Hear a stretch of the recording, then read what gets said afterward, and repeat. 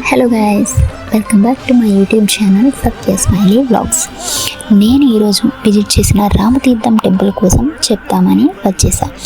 ఈ వీడియోలో చెప్పే విషయాలు: ఒకటి, ఈ టెంపుల్ ఎక్కడ ఉంది; సెకండ్, ఎలా వెళ్ళాలి; థర్డ్, చారిత్రక ప్రాముఖ్యత; నాలుగోది, నిర్మాణం ఎలా జరిగింది, దాని యొక్క ప్రాముఖ్యత; అండ్ ఐదవది, ఈ టెంపుల్లో ప్రత్యేకంగా జరిగే ఉత్సవాలు; ఇంకా ఆరవది, దర్శించుకునే సమయాలు, ఇంకా కొన్ని విషయాలు. సో చూసేయండి. టెంపుల్ ఎక్కడ ఉంది అంటే ఆంధ్రప్రదేశ్ రాష్ట్రం, విజయనగరం జిల్లా, నెల్లిమర్ల మండలం, రామతీర్థం గ్రామంలో ఉంది. నెక్స్ట్, రెండవది, ఎలా వెళ్ళాలి అంటే విజయనగరం రైల్వే స్టేషన్ నుంచి సుమారుగా 15 కిలోమీటర్ల దూరంలో ఉంటుంది. చాలా ఆటోస్ అనేవి ఉంటాయి టెంపుల్కి వెళ్ళడానికి. నెల్లిమర్ల జంక్షన్లో దిగిపోతే ఈజీగా వెళ్ళిపోవచ్చు. థర్డ్, చారిత్రక మరియు ఆధ్యాత్మిక ప్రాముఖ్యత. ఈ దేవాలయం శ్రీరామచంద్ర స్వామికి అంకితం చేయబడింది. సీతా లక్ష్మణులతో కలిసి విగ్రహాలు ఉంటాయి. ఆలయ పరిసరాల్లో విష్ణు చిహ్నాలు ఉన్నట్లు కనిపించే తాబేళ్లు కూడా కనిపిస్తాయి. ఈ ప్రాంతం రామాయణంతో సంబంధం ఉన్న పవిత్ర స్థలంగా భావిస్తారు. ఈ క్షేత్రం సుమారు 3వ శతాబ్దానికి చెందిన ప్రాచీన స్థలంగా చెప్పబడుతుంది.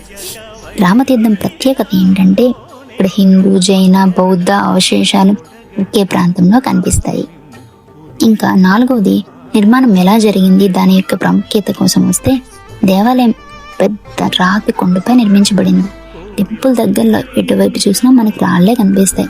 సమీపంలో చూడాల్సిన ప్రదేశాలు ఏంటంటే 2007లో నిర్మించిన శివాలయం ఉంటుంది, మరియు కామాక్షి అమ్మవారి ఆలయం కూడా. సుమారు కిలోమీటర్ల దూరంలో ఉన్న బౌద్ధ మహాస్తూపం, ఇంకా ఆలయ ప్రాంగణంలో పుష్కరిణి, పవిత్ర కుంట అంటారు.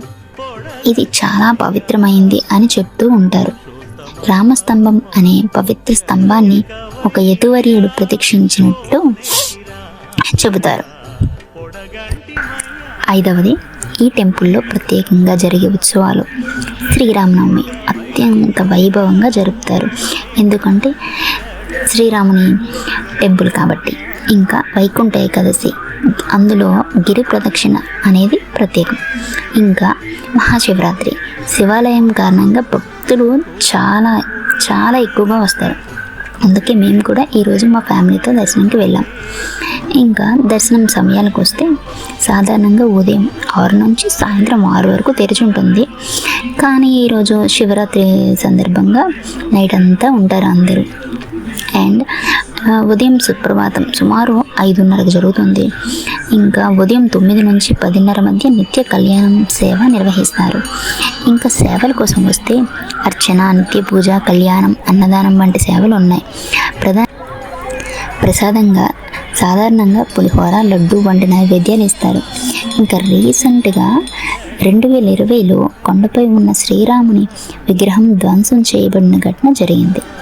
తర్వాత ప్రభుత్వం ఆలయాన్ని పునర్నిర్మించి 2022లో కొత్త విగ్రహాలను ప్రతిష్ఠించింది. యాగశాల, పుష్కరిణి అభివృద్ధి వంటి పనులకు నిధులను కూడా గవర్నమెంట్ కేటాయించింది. ఇలాంటి ఎన్నో దేవాలయాల గురించి తెలుసుకోవాలనుకుంటున్నారా? అయితే నా ఛానల్ని సబ్స్క్రైబ్ చేయండి. ఈ వీడియో మీకు నచ్చితే లైక్ చేసి షేర్ చేయండి. Thank you. గరుడగమన తవ చరణ కమలమిహ మనసిల సతు మమ నిత్యం. గరుడగమన తవ చరణ కమలమిహ మనసిల సతు మమ నిత్యం.